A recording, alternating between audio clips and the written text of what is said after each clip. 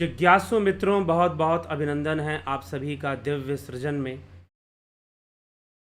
प्रत्येक दिवस की भांति आज फिर हम यहाँ पर यह लाइव चर्चा का कार्यक्रम शुरू कर रहे हैं और आज इस लाइव चर्चा का जो विषय है, 3 गुणों के कार्य सत्व रजस तमस। किसी जिज्ञासु ने यह प्रश्न पूछा कि ये 3 गुण के जो कर्म होते हैं संसार में, ये कौन कौन से 3 गुण वाले कर्म होते हैं और ये 3 गुण, इन 3 गुणों का स्वरूप कैसा है, स्वभाव कैसा है और 3 गुणों में परिवर्तन किस प्रकार से आता है। जी हाँ, और ये 3 गुण ही फिर कर्म के कारण भी बन जाते हैं। ये किस प्रकार से हो पाता है, आज हम इस विषय को समझेंगे। यह विषय मुख्य रूप से सांख्य दर्शन का विषय है, सांख्य शास्त्र का विषय है, सांख्य विचारधारा से संबंध रखता है, क्योंकि सांख्य दर्शन प्रकृति और पुरुष की व्याख्या करता है और प्रकृति की व्याख्या में यह 3 गुण ही प्रकृति के मुख्य द्रव्य हैं। यह तीनों गुण प्रकृति के मूल तत्व हैं। वास्तव में ये 3 गुण ही प्रकृति हैं। इन तीनों गुणों का जो मिश्रण है या इन तीनों गुणों का जो खेल है या इन तीनों गुणों की साम्य अवस्था, तीनों गुणों की साम्य अवस्था को भी प्रकृति कहा जाता है और तीनों गुणों की विषम अवस्था को प्रकृति का विकास कहा जाता है। जब तीनों गुण विषम अवस्था को प्राप्त करते हैं तो इवॉल्व करते हैं और इवॉल्व करते हुए क्या बनाते हैं, महत तत्व, महत तत्व बनाते हैं। महत मतलब बुद्धि, फिर अहंकार बनाते हैं। यह तीनों गुण इवॉल्व करते हुए विषम अवस्था को प्राप्त कर कर महत, अहत, मन, फिर पंचभूत, पंच तन्मात्राएं, पंच ज्ञानेन्द्रियां, पंच कर्मेंद्रियां, इनका निर्माण होता है, इनका विकास होता है, इवोल्यूशन होता है। तो इसको प्रकृति का कॉस्मोलॉजिकल इवोल्यूशन कहा गया है। तो इस प्रकार से ये कॉस्मोलॉजिकल इवोल्यूशन होता है। तो प्रकृति के ये 3 गुण हैं, इन 3 गुणों की साम्य अवस्था ही प्रकृति है। परा प्रकृति, फिर अपरा प्रकृति होती है। तो इन तीनों गुणों की साम्य अवस्था परा प्रकृति के रूप में स्थित होती है।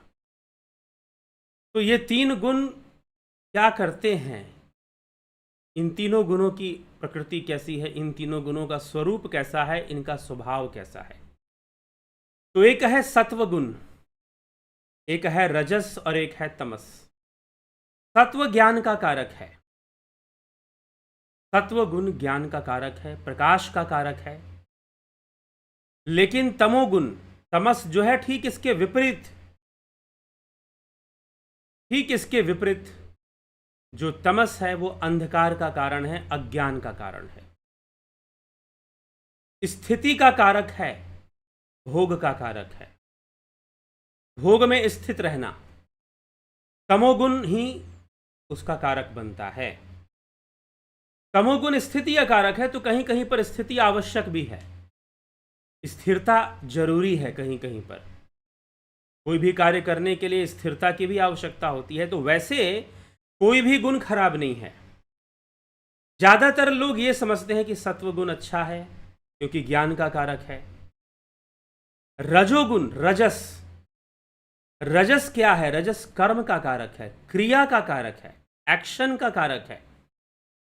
आपसे कर्म करवाता है, जब हावी होता है तो कर्म करने की धुन सवार हो जाती है व्यक्ति के ऊपर रजोगुण की अधिकता से। तो अब क्या है कि तीनों गुण क्या गलत हैं? क्या सत्वगुण सही है, तमोगुण गलत है? क्या तमोगुण भी सही होता है क्या? जी हाँ, अपनी संतुलित अवस्था में ये तीनों ही सही हैं। एक अच्छा जीवन जीने के लिए और अपने कर्मों को सुचारू ढंग से करने के लिए तीनों की आवश्यकता है। सत्व की भी आवश्यकता है, रजस की भी आवश्यकता है, तमस की भी आवश्यकता है।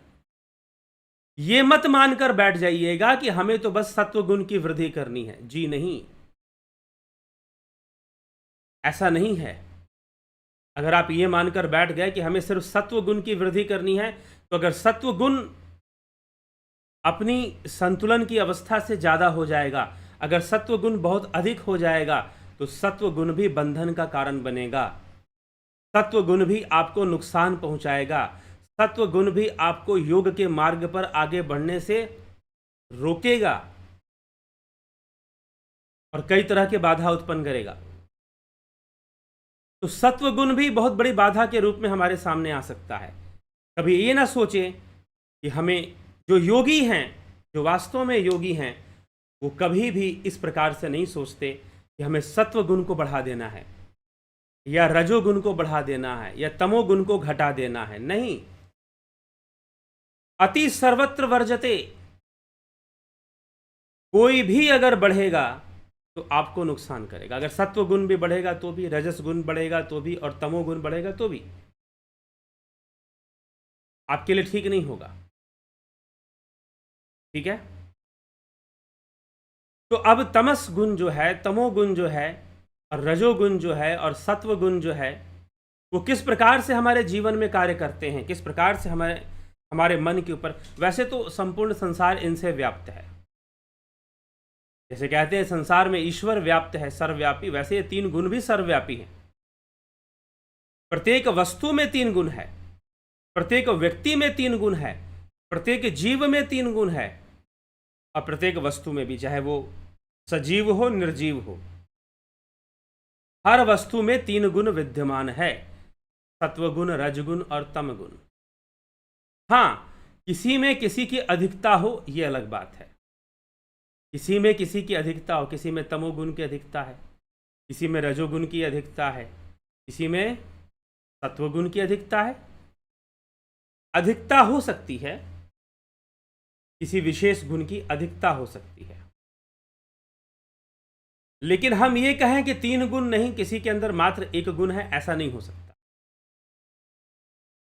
ऐसा संभव नहीं होता। तीनों गुण ही सबके अंदर विद्यमान होते हैं। तीनों गुण ही प्रत्येक वस्तु में, प्रत्येक मनुष्य में, प्रत्येक जीव में विद्यमान रहते हैं। तो तीनों गुण हैं। ऐसा कहना कि तीन गुण नहीं है, मात्र एक ही गुण है, दो ही गुण है, ठीक नहीं होगा। कई लोग ऐसा कहते हैं, इसलिए मैं बता रहा हूं। तो तीनों गुण ही विद्यमान रहते हैं। अब अगर हमने सत्व गुण को बढ़ा दिया, सत्व गुण को बढ़ा दिया, अर्जुन के अंदर सत्व गुण की वृद्धि हो गई और उसने कहा कि मैं युद्ध ही नहीं करूंगा।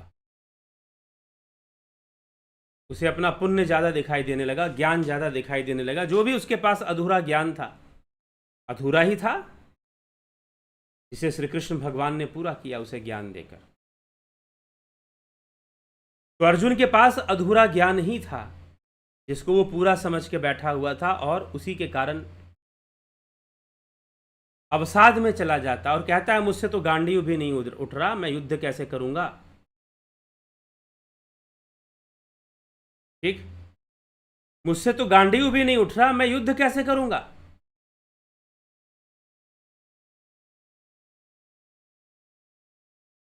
इस प्रकार से ये किसका कहना है? ये अर्जुन का कहना। तो अर्जुन के अंदर सत्व गुण की अधिकता है इस समय। अब एक और बात यहां पर समझना है कि सत्व गुण ज्ञान का कारक है, रजस कर्म का कारक है। जब रजोगुण हावी होगा तो कर्म करवाएगा, ये करो वो करो, कंपिटिटिव भावना दे देगा आपके अंदर। अच्छा,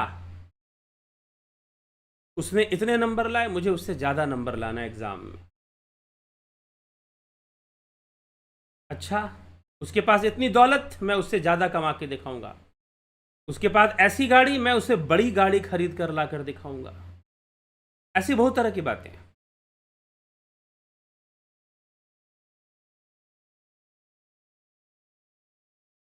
ऐसी बहुत तरह की बातें, ऐसी कई तरह की बातें।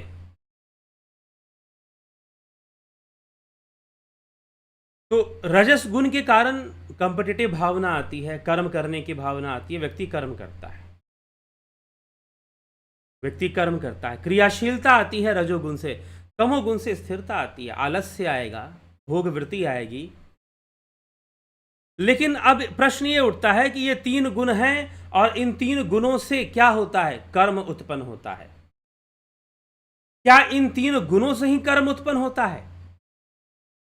एक बात हमेशा ध्यान रखिएगा कि प्रकृति जड़ है लेकिन सक्रिय है। पुरुष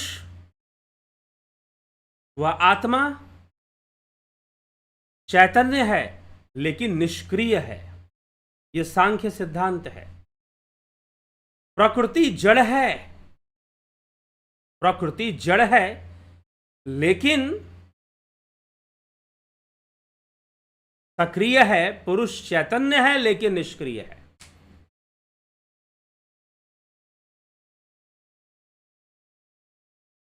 तो यह हमें समझना है, प्रकृति जड़ है लेकिन सक्रिय है। पुरुष क्या है? चैतन्य है लेकिन निष्क्रिय है।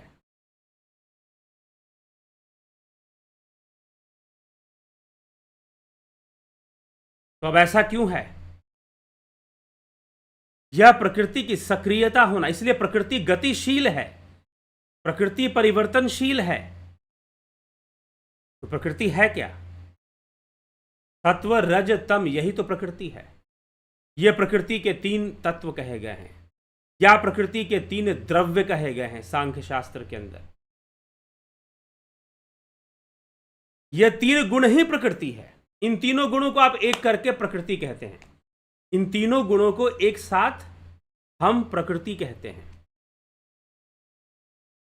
यही प्रकृति का सत्य है। तो अर्थात इन तीनों गुणों का व्यापार अब क्या होगा? इनमें गतिशीलता है, इनमें परिवर्तनशीलता है। कैसे परिवर्तनशीलता? किस प्रकार की परिवर्तनशीलता? तो सांख्य सूत्र कहते हैं कि दो प्रकार से ये परिवर्तित होते हैं। गुणों के अंदर दो प्रकार का परिवर्तन आता है, एक स्वरूप परिवर्तन और एक विरूप परिवर्तन। स्वरूप परिवर्तन क्या है? सत्व गुण सत्व गुण में ही परिवर्तित होता है, अर्थात सत्व गुण की वृद्धि कर देता है या वो घट जाता है। तो ये जो परिवर्तन आया, मान लीजिए किसी के अंदर ज्ञान के प्रति बहुत जिज्ञासा है कि मैं ज्ञान प्राप्त करूं,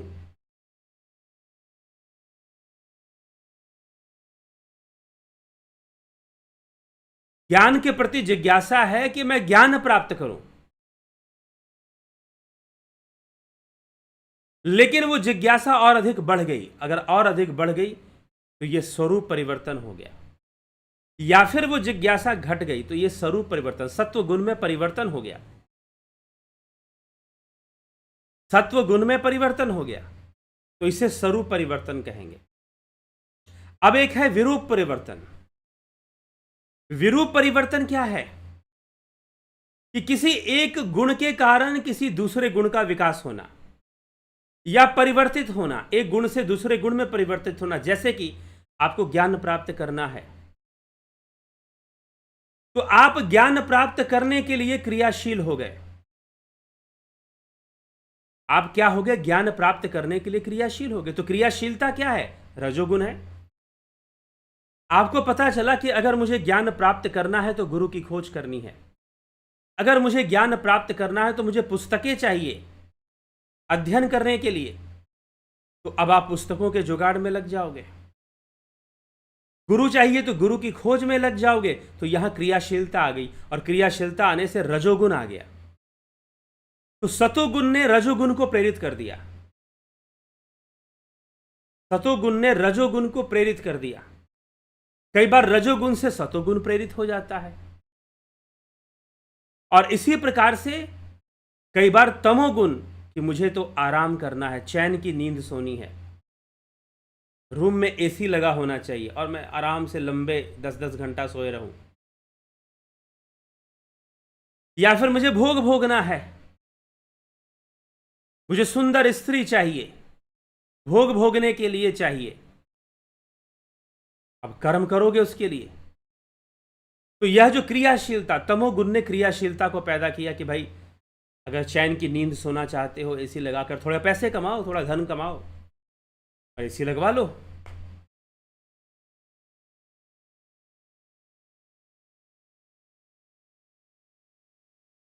ठीक है, एसी लगवा लो, और एसी लगवा कर आराम से सोते रहो, जितने घंटे सोना है, बिजली का बिल पे करते रहो। लेकिन अब क्रियाशीलता आ गई, तो तमोगुण ने क्रियाशीलता ला दी, सतोगुण ने क्रियाशीलता ला दी, और कई बार रजोगुण, आप काम कर रहे हैं, एक्सरसाइज कर रहे हैं, मेहनत कर रहे हैं, रजोगुण से कार्य चल रहा है, खूब जोश से कर रहे हैं, लेकिन करते करते आप थक गए, थकने लगे, आपको लगा नहीं अब आराम कर लेना चाहिए, आराम करने लगे, स्थिर हो गए, तमोगुण की आवश्यकता हो गई, तो रजोगुण ने तमोगुण को क्या कर दिया? एक्टिव कर दिया, इनिशिएट कर दिया, इंड्यूस कर दिया।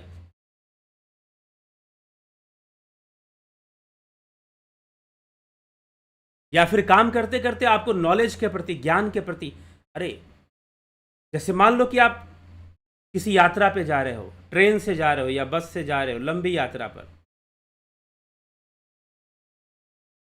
तो अब आप यात्रा पे जब हम जाते हैं तो हमें ज्ञान भी बहुत प्राप्त होता है, जगह जगह हम घूमते हैं, जगह जगह के चीज़ों को, कल्चर को, वहाँ की संस्कृति को, वहाँ के भाषा को हम समझने की कोशिश करते हैं, तो हमारी ज्ञान वृद्धि भी होती है।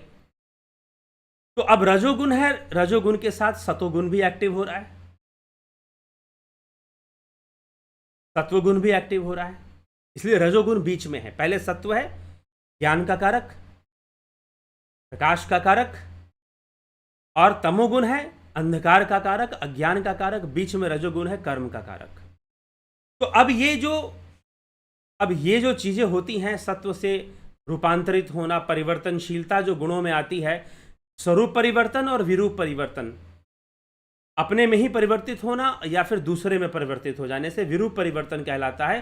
तो ये जो परिवर्तन होता है गुणों के भीतर, इन परिवर्तन के कारण कर्म पैदा होता है, due to differences in gunas and due to change, continuous change. प्रकृति नित्य परिवर्तनशील है, नित्य गतिशील है प्रकृति, प्रकृति नित्य परिवर्तनशील है, प्रकृति नित्य गतिशील है।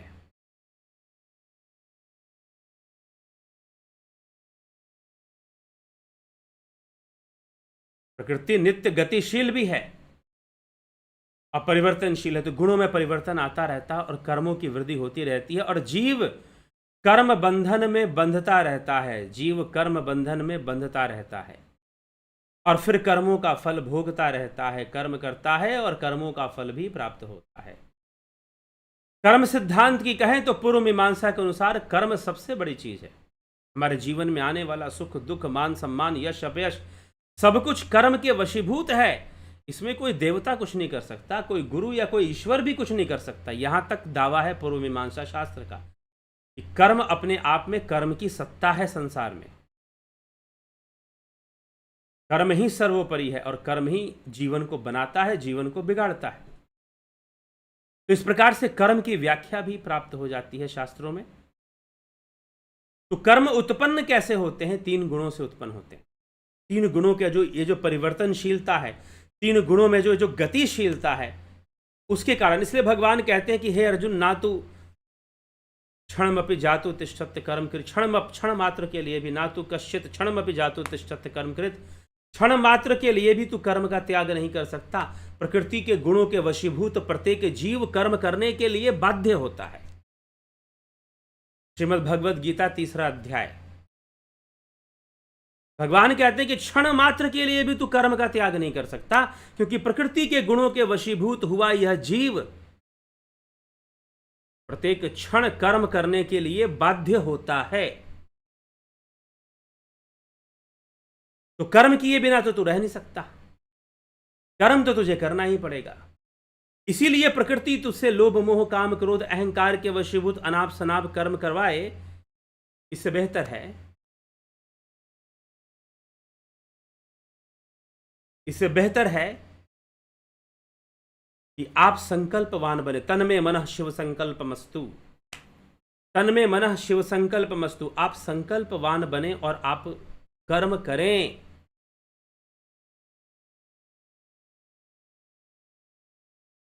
आप संकल्पवान बने और आप कर्म करें।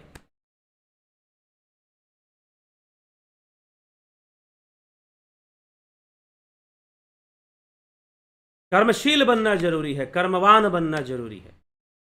संकल्पवान बनना जरूरी है। ये तो प्रकृति तो कर्म करवाती ही रहेगी, छोड़ेगी नहीं। इसलिए बेहतर है कि तुम संकल्पवान बनो और कर्म बनो और योग अभ्यास करो, निष्काम भावना से कर्म करो, निष्काम कर्म योगी बनो, कैवल्य की प्राप्ति करो और ध्यान योग करते हुए अपनी चेतना का विकास कर लो, तो फिर अपने आप सारे कर्म निष्काम हो जाएंगे। स्वर सिद्धि होने से कर्म अपने आप निष्काम होने लग जाते हैं, ऐसा भी कहा गया।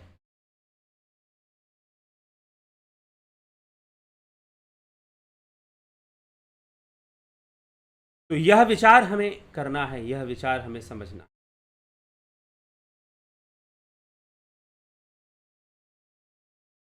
तो कर्म हमें करना पड़ता है। क्यों करना पड़ता है? प्रकृति के वशीभूत, रजोगुण सतोगुण तमोगुण, सतोगुण रजोगुण तमोगुण के कारण इनमें जो परिवर्तनशीलता है वो कर्म को पैदा करती है और जीव कर्म के बंधन में रहता है। तो तीन गुणों का ये स्वरूप है।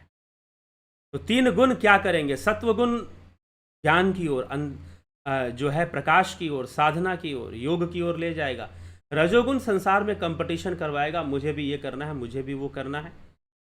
और तमोगुण, कई बार रजोगुण तमोगुण मिल जाते हैं तो पाप भी करवाते हैं, अत्यधिक भोगवादी बना देते हैं।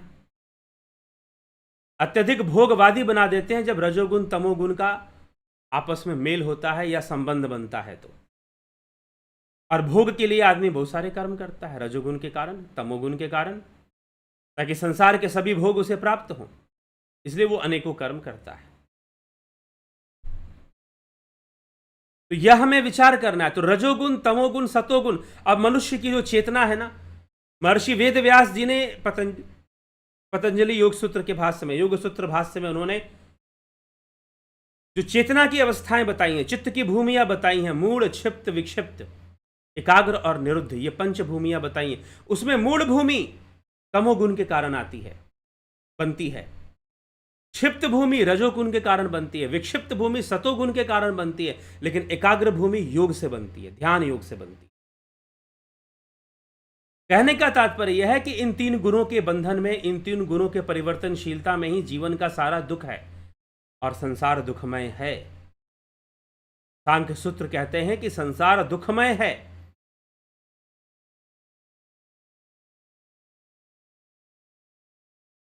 सांख्य सूत्र कहते हैं संसार दुखमय है। तो संसार की जो दुखमयता है वो गुणों के कारण है, इन्हीं गुणों के कारण। कौन कौन से गुण? सत्व गुण, रजस गुण और तमस गुण। इनके कारण ही संसार दुखमय बना हुआ है, इनके कारण ही संसार दुखमय बना हुआ है। तो अब इस दुख से मुक्ति कैसे मिलेगी? जब आप तीन गुणों से ऊपर उठ जाएंगे। और वो कैसे उठेंगे? बिना ध्यान योग के संभव नहीं है कि आप तीन गुणों से ऊपर उठ जाएं। तीन गुणों की माया जाल से, त्रिगुणी माया इसको बोलते हैं, त्रिगुणी माया। तीन गुणों के माया जाल से आप तभी ऊपर उठ पाएंगे जब ध्यान योग की परिपक्वता को प्राप्त करेंगे और एकाग्र भूमि में अपने आप को स्थापित करेंगे। एकाग्र भूमि में अपने आप को स्थापित करेंगे, एकाग्र भूमि में अपने आप को स्थिर करेंगे।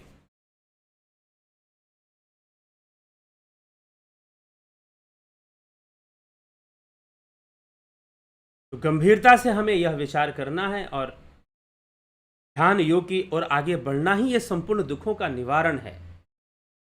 ध्यान योग की ओर आगे बढ़ना ही संपूर्ण दुखों का निवारण है।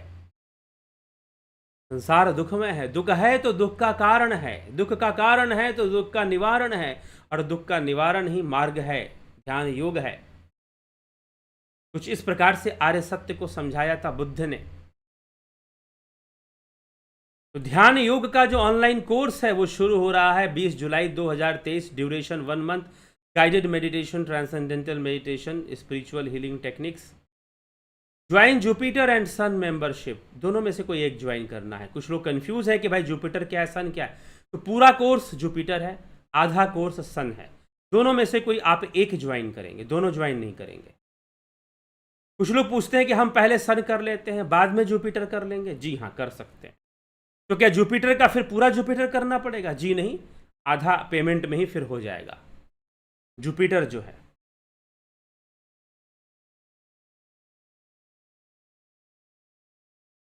ठीक है, तो जुपिटर मेंबरशिप में तीनों कोर्सेस हैं, guided meditation, transcendental meditation, spiritual healing, और सन मेंबरशिप में guided meditation and transcendental meditation.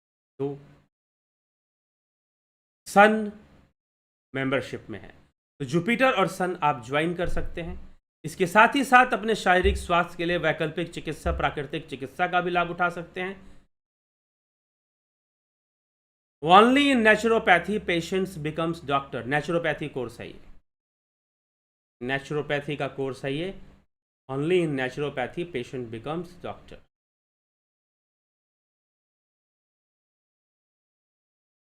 इसमें भी आप ऑनलाइन कोर्स का लाभ उठा सकते हैं। और दर्शन का कोर्स तो होता ही है, philosophy with Indian and western approach.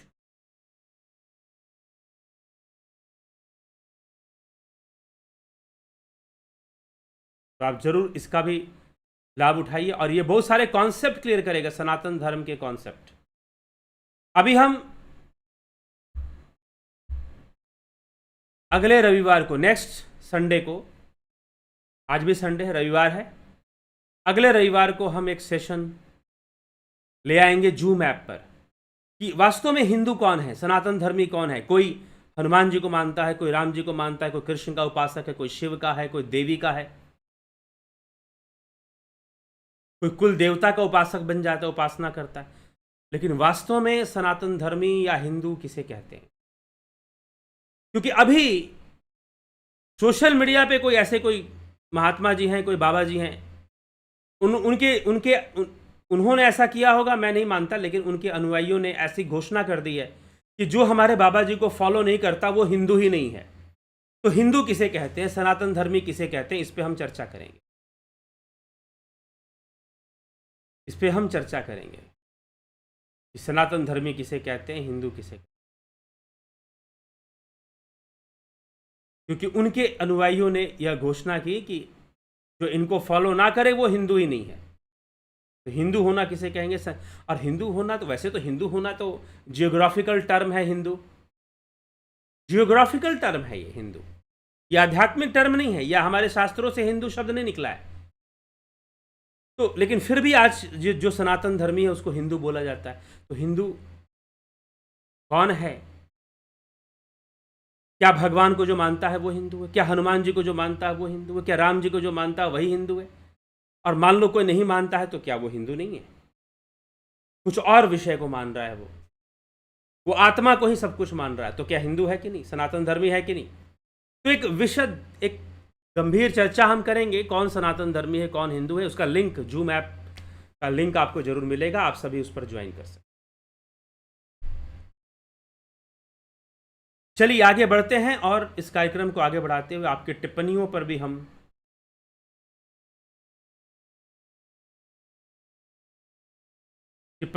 हम जो है चर्चा करेंगे। आपके कमेंट्स क्या हैं?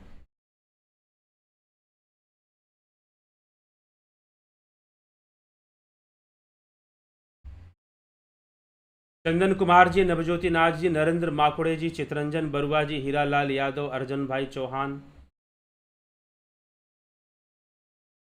उषा श्रीवास्तव, गोविंद प्रसाद नीमा, खिम सुनार, शिखर शर्मा, अवनी प्रधान, विनोद केसूद, रामविलास जी, राजू पाल जी, तीरथ दास साहू, श्वेता राय सिन्हा जी, बहुत बहुत अभिनंदन है आप सभी का। कमलेश खैरनर जी, रूपलाल विश्वकर्मा जी, माधुरी कोले जी, विष्णुचंद्र मौर्य, नरसाराम प्रजापत, अमन कक्कर, गोविंद प्रसाद कोरी जी, नवज्योति नाथ जी, सिद्ध सिद्धांत पद्धति पर व्याख्या कीजिए। नवज्योति नाथ जी, क्या आप जानते हैं सिद्ध सिद्धांत पद्धति क्या है? थोड़ा बहुत भी कुछ हल्का फुल्का जानकारी हो कि ये क्या चीज़ है, इसमें किस चीज़ों की, किन बातों की चर्चा है? अगर जाने तो अच्छी बात है। तो फिलहाल सिद्ध सिद्धांत पद्धति पर कोई व्याख्या आने वाली नहीं है।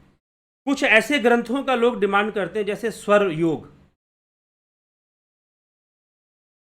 आपको कभी व्याख्या नहीं दे पाऊंगा स्वर योग के ऊपर। हाँ, ये हो सकता है कि स्वरोदय शास्त्र पर या स्वरोदय तंत्र पर मैं कोई कोर्स लॉन्च कर दूं। वो ऐसी चीजें हैं, वास्तव में वो ऐसे ग्रंथ हैं कि जिनको विज्ञान भैरव तंत्र हो गया, की जा सकती है व्याख्या, लेकिन वो जो है बहुत ज्यादा उसका कोई लाभ नहीं उठा पाएंगे लोग, क्योंकि वो स्वरोदय शास्त्र तो पूरी तरह से ऐसा विषय है कि गंभीर लोग जो इच्छुक हैं उनके लिए है, नहीं तो फिर नहीं है, वो पल्ले ही नहीं पड़ेगा। समझ सोचोगे कि चलते फिरते सुन लें, चलते फिरते समझ लें, समझ में ही नहीं आएगा। चलते फिरते समझने वाली वो चीज ही नहीं है, वह विषय ही नहीं है। वैसे ही सिद्ध सिद्धांत पद्धति भी है, और सिद्ध सिद्धांत पद्धति में अब इनके अंदर तंत्र की जो चीजें आती हैं उनमें हर एक प्रकार से मनुष्य जीवन के प्रत्येक विषय को छुआ जाता है, जिसमें कि एडल्ट टॉपिक को भी छुआ जाता है, वयस्क विषयों को भी छुआ जाता है, उनके भी सूत्र दिए जाते हैं। ठीक है, तो फिलहाल अभी वर्तमान में सिद्ध सिद्धांत पद्धति पर जो एक व्याख्या है, क्योंकि वो भी सूत्र के तरह है सिद्ध सिद्धांत पद्धति, तो उसकी जो कोई व्याख्या है वो अभी फिलहाल वर्तमान में, हाँ फिर भी सिद्ध सिद्धांत पर किया जा सकता है, सर्वोदय शास्त्र पे तो नहीं किया जा सकता, लेकिन हाँ, लेकिन स्वर शास्त्र पर या स्वरोदय तंत्र पर, उसे स्वरोदय विज्ञान भी कहते हैं, स्वरोदय तंत्र भी कहते हैं, उस पर एक हम ऑनलाइन कोर्स लाने की जरूर कोशिश करेंगे, क्योंकि स्वर ज्योतिष भी कहते हैं उसको। स्वर तंत्र क्या है, स्वर ज्योतिष भी है साथ में। तो हमारे स्वरों का संबंध, हमारे जो स्वर चल रहे हैं उसका संबंध ग्रहों से है, नक्षत्रों से भी है, इस लिंक को जोड़ देता है वो। तो इसलिए कुछ ऐसे विषय होते हैं, आप स्वयं थोड़ी उसकी गंभीरता को समझिए, जानिए, तब बोलिए कि इसकी व्याख्या। ठीक है, तो इसलिए अभी वर्तमान परिस्थिति में सिद्ध सिद्धांत पद्धति पर व्याख्या नहीं आने वाली है। अभी ज्यादातर व्याख्या वो चलेंगी जो धर्म को लेकर समसामयिक चीजें चल रही हैं। ठीक है, लेकिन हां, आएगी नहीं ऐसी बात नहीं है, सिद्ध सिद्धांत पद्धति पर आगे व्याख्या आएगी भी, लेकिन वर्तमान परिस्थिति में ऐसा कुछ भी नहीं है। Luxury life style, Yogesh Khairnar.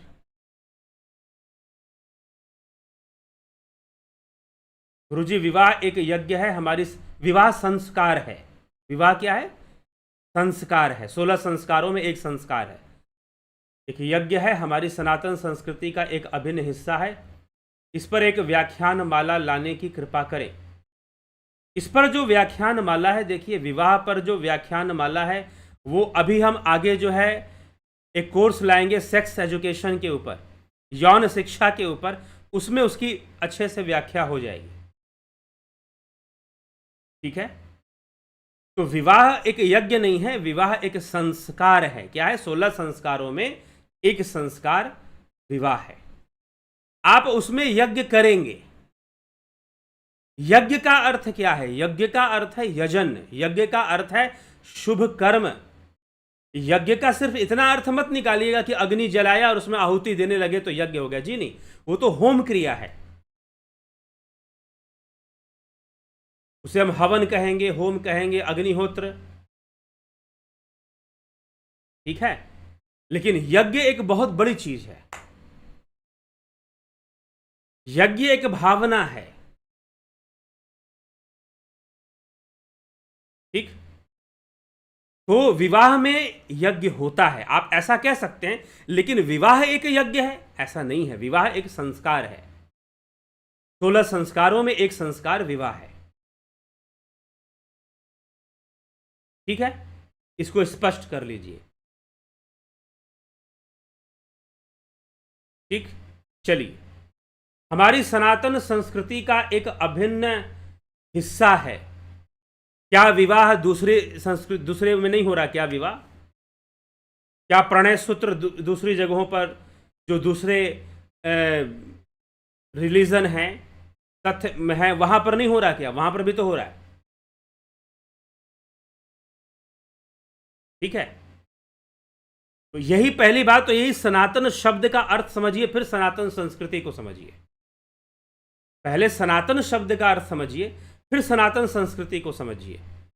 नहीं तो आजकल लोगों की अपनी मनमर्जी वाली परिभाषाएं हैं सनातन की। शाब्दिक अर्थ ही सनातन का हम समझ लें तो बहुत बड़ी बात है, उसको भी लोग नहीं समझते हैं। स्त्री पुरुष के बीच जो संबंध है, जैसे कि मनुष्य खाना खाता है, भोजन करता है, अनाप शनाप कुछ भी खाएगा तो बीमार पड़ जाएगा, उसके लिए नुकसानदायक होगा, वो एक अच्छा जीवन नहीं जी पाएगा। स्वच्छता से, नियम से खाएगा तो एक अच्छा भोजन जी पाएगा। वैसे ही स्त्री पुरुष संबंधों को के प्रति सचेत होकर उन संबंधों को स्थापित करना विवाह है, जागृत होकर, ताकि वो जीवन को नरक ना बनाए, वो जीवन को स्वर्ग बनाए, जीवन को सुखी बनाए। तो सिर्फ औपचारिकता कर लेने से विवाह नहीं हो जाता कि आपने औपचारिकता कर लिया, फेरे ले लिए, 7 फेरे, तो विवाह हो गया। जी नहीं, समझ जब तक विकसित नहीं होगी, विवाह के प्रति, संबंधों के प्रति एक सही समझ नहीं विकसित होगी, तब तक विवाह सफल नहीं होने वाला। सिर्फ औपचारिकता करके, हवन यज्ञ कर कर, पूजा पाठ कर कर आपने फेरे लगा दिए और विवाह हो गया, और विवाह की जो वास्तविक अंडरस्टैंडिंग है वो पति पत्नी में है ही नहीं। तो कितना भी पूजा पाठ कर लो, कितना भी वो कर लो, वो सब व्यर्थ चला जाता है। इसीलिए मैरिड लाइफ खराब है। क्या विवाह संस्कार लोगों के नहीं हो रहे? हो तो रहे, लेकिन फिर भी खराब क्यों हो रहा है? तो इसीलिए सबसे पहले आप ये समझिए कि विवाह यज्ञ नहीं है, ये शब्द परिवर्तित कर लीजिए। विवाह एक संस्कार है, ठीक है? और संस्कार मतलब समझ, ज्ञान, संस्कार मतलब बोध। किसी चीज के बारे में अगर हमें सही समझ पैदा हो जाए तो हमारे अंदर उसके प्रति संस्कार आ जाते हैं। हमें गाली नहीं देनी चाहिए। जब हमें यह समझ में आ जाता है, ज्ञान हो जाता है, क्यों गाली नहीं देनी चाहिए, तो हम सुसंस्कृत हो जाते हैं, हमारी वाणी सुसंस्कृत। हमें शराब नहीं पीना चाहिए, हमें समझ में आ गया तो हम सुसंस्कृत हो जाते हैं। उसी प्रकार से विवाह समझ में आना जरूरी है। नहीं समझ में आया तो औपचारिकता करना, ये पूजा पाठ का औपचारिकता कर लेने से कोई लाभ मिलने वाला बहुत नहीं है। अंडरस्टैंडिंग जरूरी है, और फिर ठीक है, शुद्धता पवित्रता के साथ संकल्प लेकर जो विवाह किया जाता है, जो भारतीय सनातन धर्म में या जो संस्कृति में चलते हुए आ रहा है, ठीक है। लेकिन जब तक समझ में विकसित नहीं होगा, संबंध क्या है, रिश्ते क्या हैं, जब तक समझ विकसित नहीं होगा, तब तक आप कितनी भी औपचारिकताएं कर लो, सब व्यर्थ जा रहा है। ब्रह्म और प्रकृति में क्या डिफरेंस है? अभी कुछ दिन पहले एक वीडियो मैंने डाली थी, प्रकृति बड़ी या ब्रह्म। आप उसको जाकर सुनिए, उसमें क्लियर हो जाएगा ब्रह्म और प्रकृति में क्या अंतर है। एक लाइन में बताऊं तो प्रकृति ब्रह्म का विवर्त है, मैनिफेस्टेशन है, क्योंकि ब्रह्म की व्याख्या अद्वैत शास्त्र में होती है, और जब ब्रह्म की व्याख्या होती है तो माया की व्याख्या होती है, प्रकृति की नहीं होती है। हाँ, प्रकृति की विशद व्याख्या फिर मिलेगी सांख्य शास्त्र में। अद्वैत में ब्रह्म कारण है, सांख्य में प्रकृति कारण है। विश्व का कारण क्या है? प्रकृति है, सांख्य सूत्र के अनुसार, लेकिन अद्वैत में ब्रह्म कारण है। डिफरेंस है, बात दोनों की एक जैसी है, लेकिन फिर भी व्याख्या अलग अलग मिलती है। संतोष कुमार जी, गंभीर शाह जी, कन्हई कुमार जी, किशोर वैद्य जी, बहुत अभिनंदन है। स्टडी विथ अवनीश, धन्यवाद भारत। घनश्याम सरोदे, क्या प्रकृति के तीनों गुण अनादि हैं? जी हां, अनादि हैं। प्रकृति के तीनों गुण अनादि हैं, ये हमेशा रहते हैं, क्योंकि इन्हीं, अरे ये 3 गुण ही प्रकृति है। प्रकृति अलग और ये 3 गुण अलग, ऐसा नहीं है। जैसे आप हो, आपके शरीर में सर है और धड़ है, दोनों अलग अलग हो जाए तो आप रहोगे क्या? या कोई भी व्यक्ति, कोई भी पशु हो चाहे मनुष्य हो, अगर उसका सिर धड़ से अलग हो जाए तो वो रह पाएगा? नहीं। वैसे ही ये प्रकृति के तीनों गुण हैं तो प्रकृति है। अगर आप ये कहोगे कि तीनों गुण अनादि नहीं हैं और प्रकृति अनादि है तो बात नहीं जमेगी। ये तीनों गुण ही अनादि हैं, इसीलिए प्रकृति भी अनादि है। प्रकृति इनसे अलग नहीं है। इन तीन गुणों को ही प्रकृति कहते हैं। इन तीन गुणों के बीच जो एक्शन रिएक्शन हो रहा है, जो स्वरूप परिवर्तन और जो विरूप परिवर्तन हो रहा है, इसी से क्रिया और प्रतिक्रिया उत्पन्न हो रही है, कर्म फल उत्पन्न हो रहा है, जीव के लिए बंधन उत्पन्न हो रहा है, सारा संसार सारा प्रपंच उत्पन्न हो रहा है। इन तीन गुणों से ही बुद्धि उत्पन्न हो रही है, फिर अहंकार, फिर मन, फिर पंचभूत, पंच तन्मात्राएं, पंच ज्ञानेन्द्रियां, पंच कर्म इंद्रियां, सब कुछ उत्पन्न हो रहा है, पूरा प्रपंच उत्पन्न हो रहा है।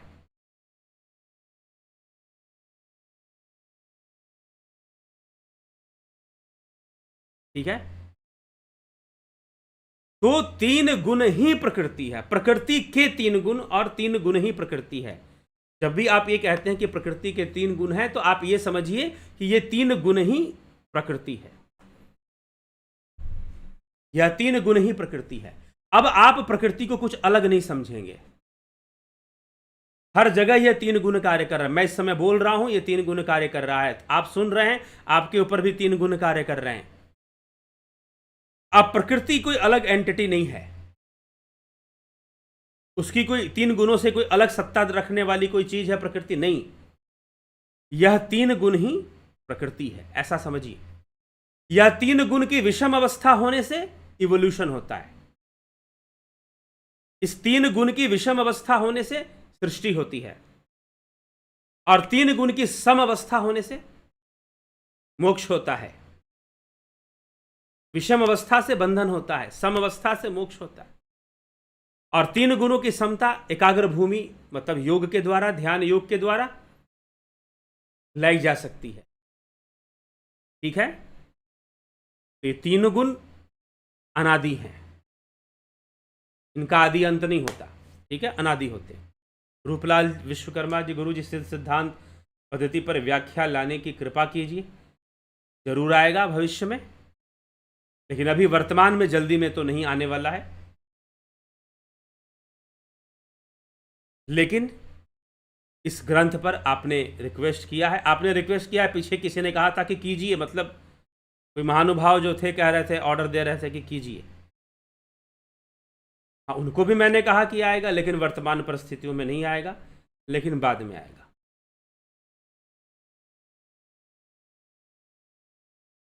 विमला शाह जी, ओम तत्सत। पलकधारी राजभर,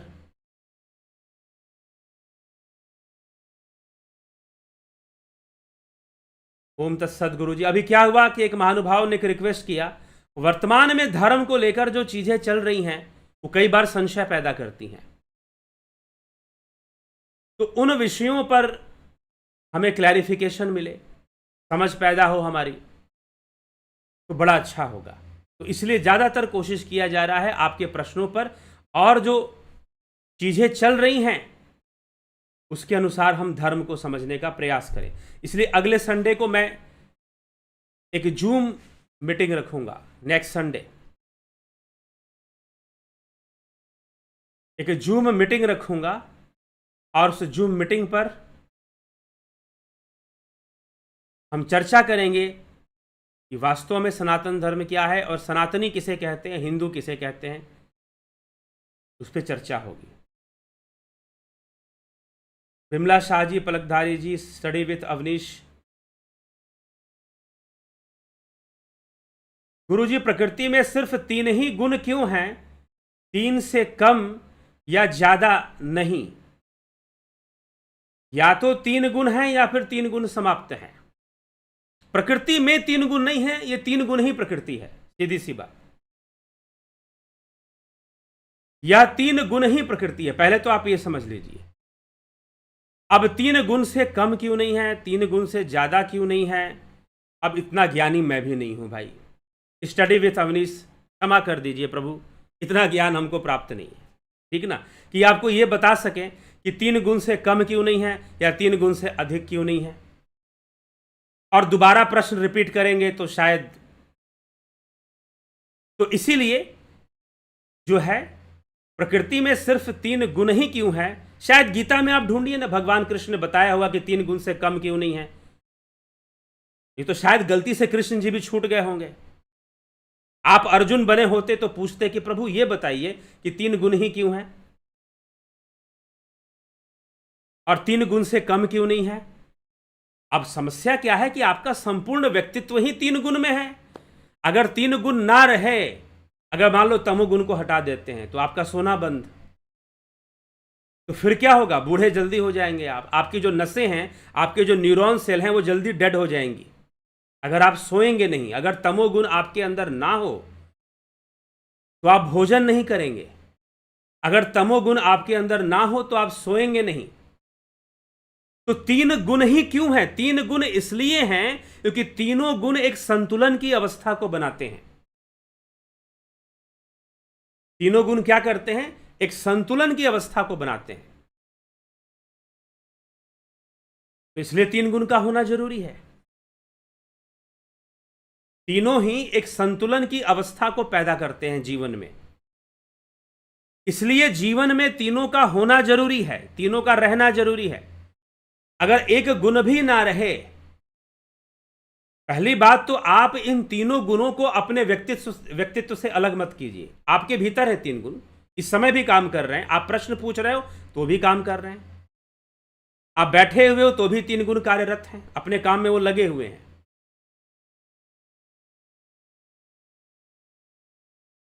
ठीक है। तो अगर तमोगुण नहीं होगा तो सोओगे नहीं, आराम नहीं करोगे, और नींद अच्छी नहीं आएगी तो न्यूरॉन सेल आपके जल्दी डेड हो जाएंगे, बुढ़ापा जल्दी आ जाएगा आपका, मरोगे जल्दी। फिर सत्व गुण नहीं रहेगा। मान लो सत्व गुण को कम कर देते हैं, अगर सत्व गुण नहीं रहेगा तो फिर क्या होगा? फिर आप ज्ञान के प्रति कोई रुचि नहीं रहेगी, फिर तो बंधन हमेशा बने रहेगा। मोक्ष की ओर कैसे बढ़ोगे? अध्यात्म की ओर कैसे बढ़ोगे? ज्ञान की ओर कैसे बढ़ोगे? और रजोगुण नहीं रहेगा तो जीवन में कर्म कैसे करोगे? तो प्रकृति के ये 3 गुण, ये 3 ही गुण क्यों हैं? ये प्राकृतिक हैं। इन 3 गुणों से ही सृष्टि चल रही है, और अगर 3 गुण नहीं होंगे तो सृष्टि भी नहीं चलेगी। या तो 3 गुण होंगे या तीनों गुण सम अवस्था में चले जाएंगे। दूसरा विकल्प नहीं होता। ऐसा नहीं होता कि 2 गुण हो जाए, ऐसा नहीं होता कि 1 गुण रह जाए, ऐसा नहीं होता। या तो तीनों गुण सम अवस्था में जाएंगे या फिर तीनों गुण प्रगट अवस्था में रहेंगे। विषम अवस्था में आके वो प्रगट हो जाते हैं, सम अवस्था में वो अंतर्धान हो जाते हैं। कहने का मतलब वो प्रगट नहीं होते हैं, सम अवस्था में वो विलुप्त रहते हैं, और विषम अवस्था में वो प्रकट हो जाते हैं, सामने आ जाते हैं और जीव के ऊपर हावी होकर काम करते हैं। तो सिर्फ 3 गुण ही क्यों है? सांख्य सूत्र ने यह व्याख्या नहीं दी है कि सिर्फ 3 गुण ही क्यों है।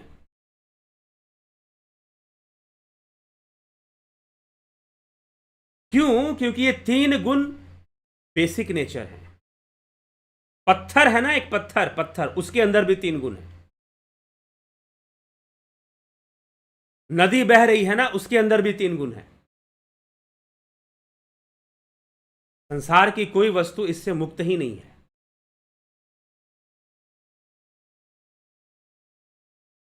प्रकाश स्थिति क्रियाशीलम, महर्षि पतंजलि कहते हैं प्रत्येक विषय वस्तु के साथ 3 चीजें हैं। प्रकाश मतलब उसका ज्ञान, स्थिति मतलब उसका सिचुएशन, और उसके द्वारा जो क्रिया हो सकती है, उसकी जो क्रिया है, क्रियाशीलता जो है उसके अंदर। तो कोई भी वस्तु नहीं है जिसके अंदर क्रियाशीलता ना हो। किसी ना किसी रूप में उसके अंदर क्रियाशीलता विद्यमान है और उसके अंदर परिवर्तन आ रहा है, वो परिवर्तित हो रहा है। और अगर वो परिवर्तित हो रहा है तो 3 गुण उसके साथ काम कर रहे हैं। तो किसी भी वस्तु का अस्तित्व 3 गुणों से अलग हो ही नहीं सकता। अस्तित्व में आने के लिए उसे 3 गुण को लेकर आएगा वो। जैसे एटम होता है ना, एटम, इलेक्ट्रॉन प्रोटॉन न्यूट्रॉन के बिना तो हो ही नहीं पाएगा वो।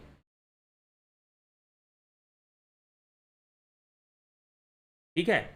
तो आप, सबसे बड़ी बात क्या है कि जब आप बोलते हो प्रकृति या 3 गुण, तो उसके प्रति दृष्टिकोण कैसा रखते हो। अगर गलत दृष्टिकोण रखते हो तो प्रश्न भी गलत बनेगा। प्रश्न भी फिर गलत बनेंगे। अगर गलत दृष्टिकोण रखेंगे तो प्रश्न कैसे बनेंगे? गलत बनेंगे फिर। इसलिए मैंने कहा कि जब आप कहते हो प्रकृति के 3 गुण, प्रकृति अलग नहीं है, 3 गुण अलग नहीं है, 3 गुण ही प्रकृति है। तो कोई प्रकृति, कोई ऐसा नहीं कि कोई प्रकृति, कोई व्यक्तित्व, हम किसी चीज भी को व्यक्तित्व दे देते हैं और व्यक्तित्व देकर सोचना शुरू कर देते हैं, यहां प्रॉब्लम हो जाती है।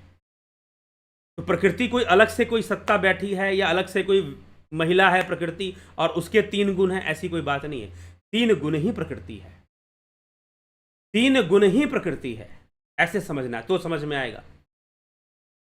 राठौर विक्रम भाई जी, all subject store, Vyas Singh ji, all subject store, आत्मा सर्वव्यापक है या देह व्यापक? आत्मा और परमात्मा में क्या अंतर है?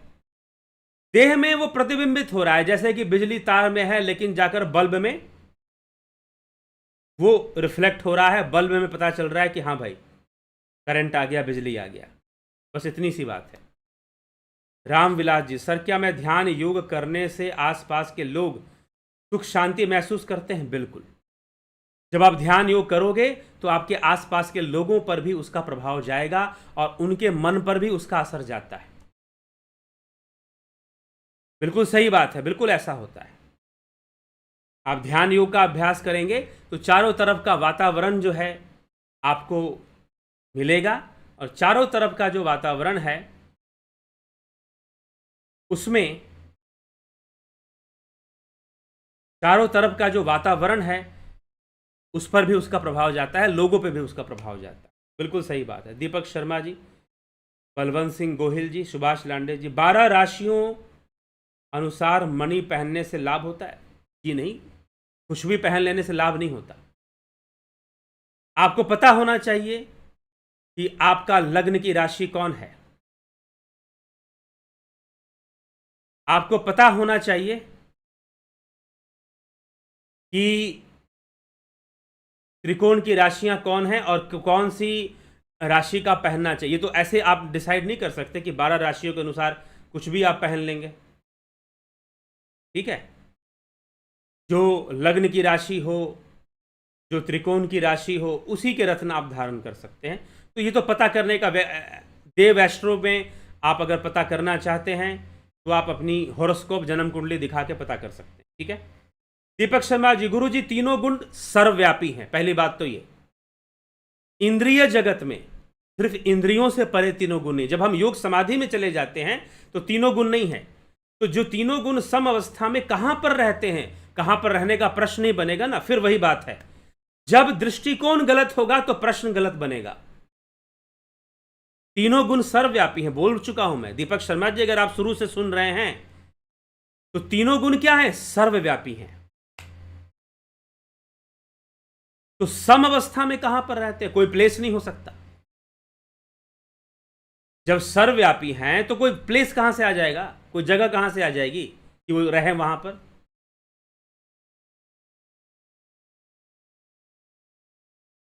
ठीक, हां, यह योगी की अवस्था है। योगी क्या करेगा? तीनों गुणों को सम अवस्था में ले जाएगा अपने लेवल पर। तो योगी जो है वह 3 गुणों की विषमता से ऊपर हो जाएगा। तो तीनों गुण की सम अवस्था कहां पर रहते हैं? तो एक शब्द कह सकते हैं, समाधि में रहते हैं। समाधि की अवस्था में तीनों गुण सम अवस्था में होते हैं। समाधि की अवस्था में कोई स्थान नहीं है, कोई स्थान, कोई प्लेस नहीं है जहां पर वो सम अवस्था में रहेंगे।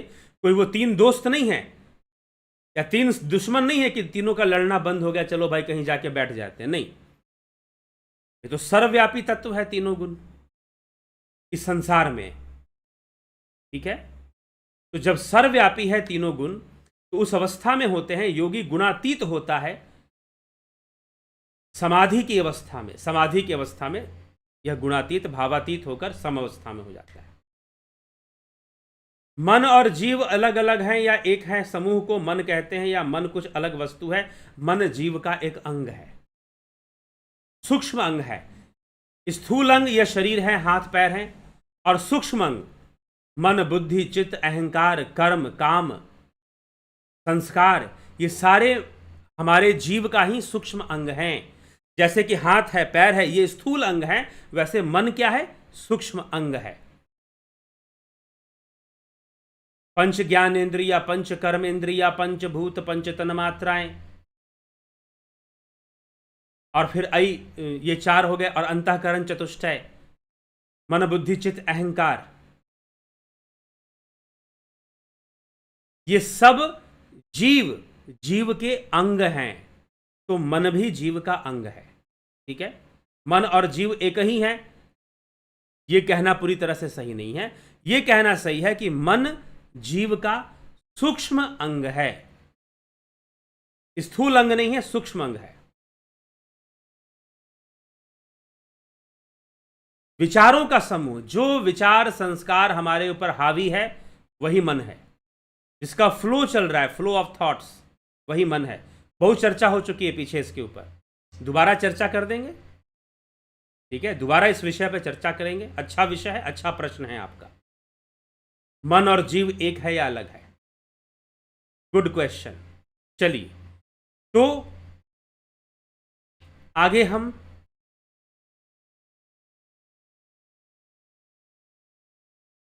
स्टडी विथ अवनीश गुरुजी, आप बहुत ही अच्छे से समझाते हैं। हमारे सभी प्रश्नों का जवाब देने के लिए धन्यवाद। आप सभी का भी बहुत बहुत आभार। अब हम आगे चलेंगे और चर्चा को विराम देंगे, लाइव चर्चा को यहाँ पर विराम देंगे।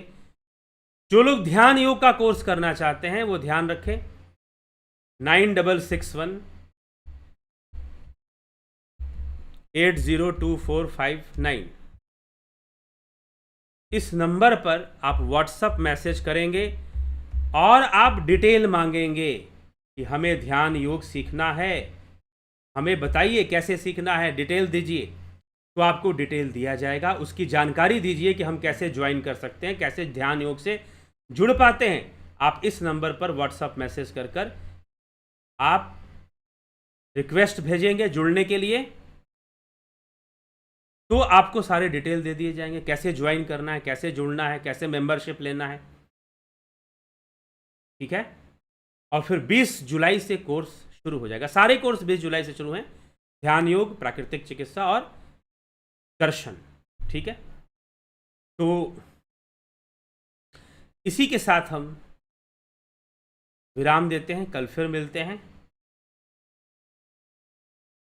9 PM लाइव चर्चा में। तो बहुत बहुत आभार आप सभी का।